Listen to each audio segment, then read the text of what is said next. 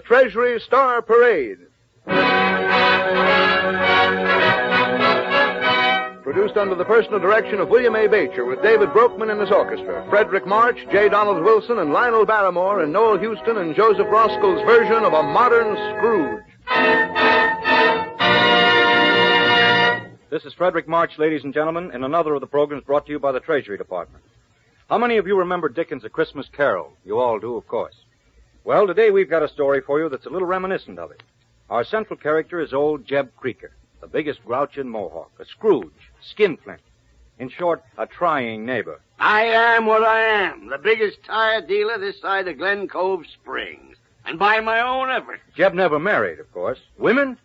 He had his own ideas about them. Ain't worth their keep, if you want to know my opinion. Twilight baseball? I voted against it, and by gad, I'll do it again. Mrs. Appleby's dog? Ought to lock 'em up. Muzzle won't do. I'll go to court about that. And as to war bonds, well, just listen. Pete Brady, the postmaster, was incautious enough to mention the matter while Jeb was stopping by for his mail one day. Now, you mind your own business, Pete Brady, and let me take care of mine. All right, Jeb. Consider I never mentioned it. Just asked because, well, you're about the only one in town hasn't. Now take Jim Millock here. Just bought his fifth. 6, Pete. Darn good items to collect these days. Best investment in the world. Loosen up, Jeb. You can afford it. Buy and sell the town if you want it. You keep out of this, Jim Millock. Let you know what I can afford. How'd you like to be in tires? Priorities. Lord. Besides, I didn't ask for this war. Didn't any of us ask for it, Jeb. But I reckon we better have the answer for it. Only takes $18.75 for a war bond, Jeb. Only? That'll buy a lot of things Uncle Sam's needing mighty bad. Such as? Well, such as army shoes and socks, I reckon. Warm gloves, maybe. Machine gun cartridges. Buy all that for who? Some soldier. Maybe for your own nephew, Pearlie, Jeb. Now, you leave my nephew out of this. The less said about that scamp, the better. And since you're so smart, I'll tell you something else $18.75 will buy. It'll pay my grocery bill for a month. It'll buy me a new drain pipe for the house, 2 tons of coal, 3 pairs of shoes, new upper teeth. War bond. All the way home, Jeb kept muttering to himself. And when he got home, he was still boiling. He sank wearily into a parlor chair and talked a blue streak to himself. You see, Jeb lived alone. He ate alone, slept alone, planned alone, and talked to himself. My nephew, Pearlie. If David hadn't been so free with his money, he wouldn't have left Pearlie without no money when he died. None of my responsibility. Only $18.75. Only. And that's the way the evening went. Outside, a storm was coming up, and Jeb Creaker prepared to go to bed. He put on his nightshirt, turned down the covers. But before he turned out the light, he did a strange thing. He counted out $18.75 from his wallet, laid it on his night table, and stared at it intently, grumbling all the while. Only? That's a heap of money. There was a distant rumble of thunder, and Jeb shivered. He turned off the light, climbed into his creaky bed. Sure. Another thing, $18.75 would buy a new set of springs for this bed. Oh. And with that, Jeb Creaker was off to sleep and his dreams. But Jeb had eaten cucumbers for supper, and they never did agree with him. Bonds, priorities. Pearlie. Jeb Creaker. Huh? What's that? Must be dreaming. There isn't much time. There isn't much time. Who's in this room? Who are you? It must be the wind. No time. No time. No time. Say, who are you? Why do you keep on saying that? Don't you know me, Jeb? No. Don't you recognize me, Jeb? Merciful. You look like... Yes, I am. No. You can't be. Not David. Yes, David. Your brother, David. But you're dead. You can't come back like this, David. It's indecent. 13 years. I had to come back, Jeb. My boy, Pearlie.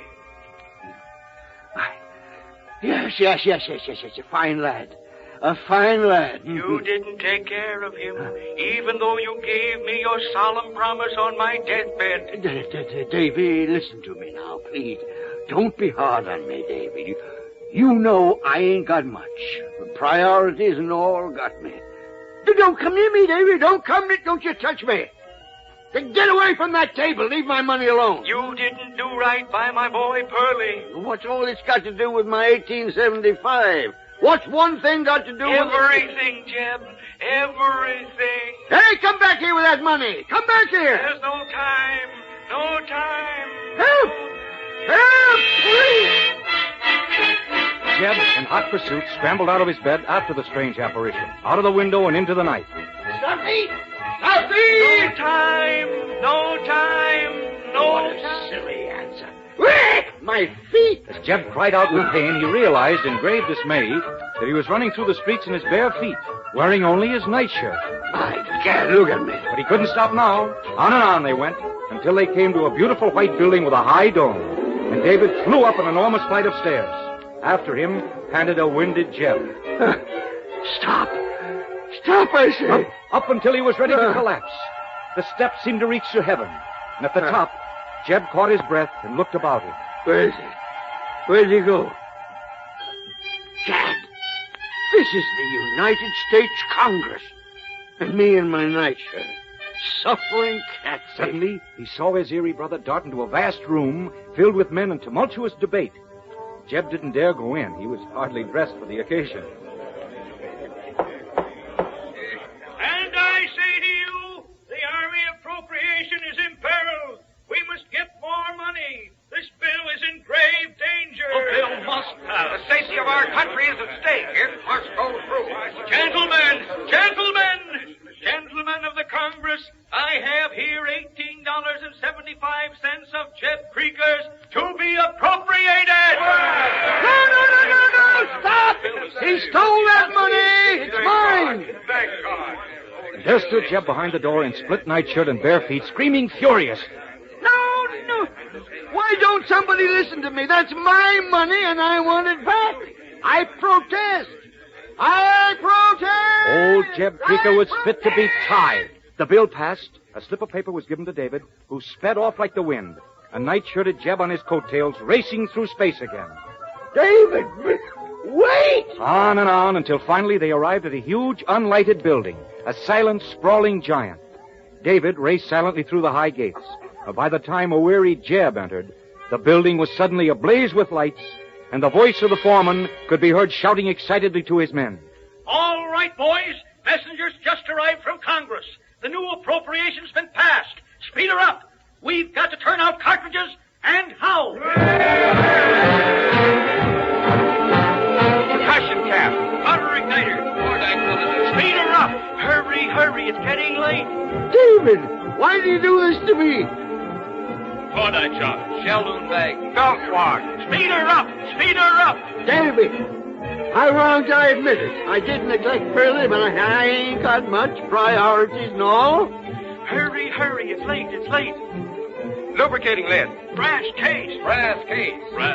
Hurry, foreman, hurry. There isn't much time. Okay, here's the first box of cartridges just off the assembly line. It's yours. No, don't take it. That's my money. He stole it.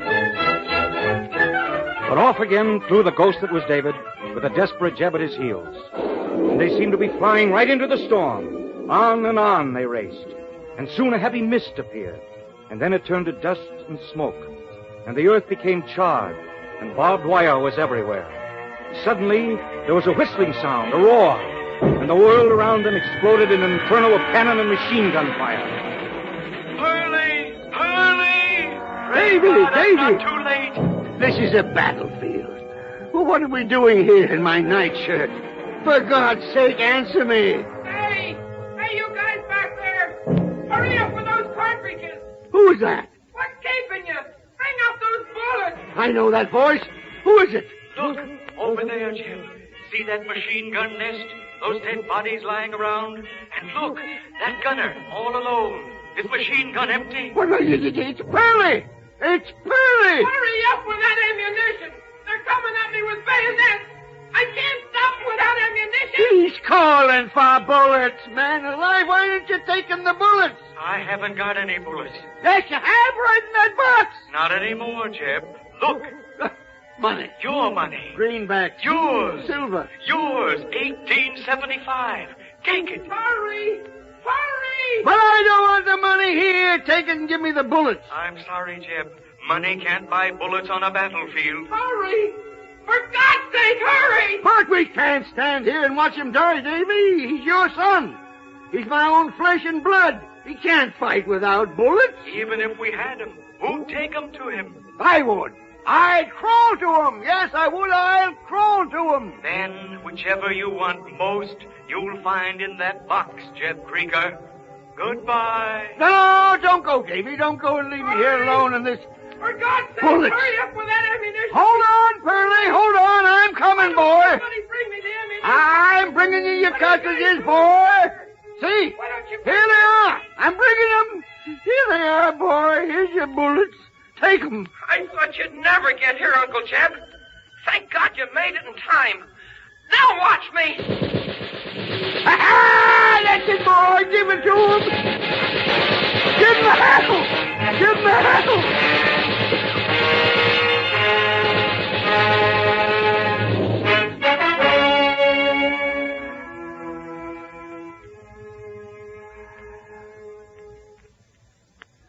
Any mail for me this morning, Pete? Well, let's see, Jim. Millock. Nope, not a thing. Morning, Jeb Krieger. Morning, Jeb. Morning. Looking kind of peaky, Jeb. Have a bad night? Yeah, something I had, I guess. Pete, here's a package I want sent out to my nephew, Pearlie. Some warm gloves and socks and such. Why, Jeb. Oh, what in thunder you gaping at? Can't I look out for my own kith and kin without you gawking? I want you to fix me up about $500 worth of them war bonds. 500. And look here. Don't you go telling everybody I gone soft. This is strictly a present from my nephew, Pearlie. I'm still keeping my money in the family. You never said truer words, Jeb. It's being kept in the family.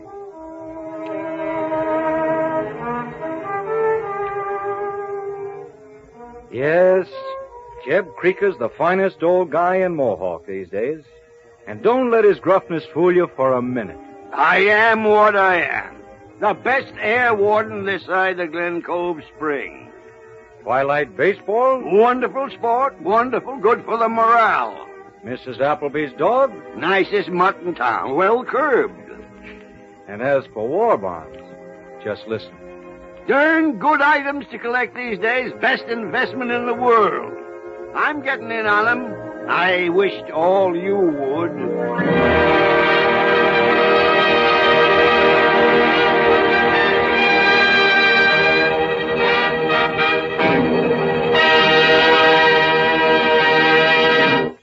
The purchase of war savings bonds has become the most important objective in the life of Jeb Krieger and millions of other Americans who are investing at least 10% of their total income in war bonds and stamps. That is your war bond quota call. And remember, it entitles you to display the Treasury war bond sticker and to wear the Treasury war bond button that you can secure from your employer or state administrator. And that goes for your entire family. Remember, every dollar you invest in war savings bonds, you invest in the future of America. We must fight, work, and save. This is your country. Keep it yours.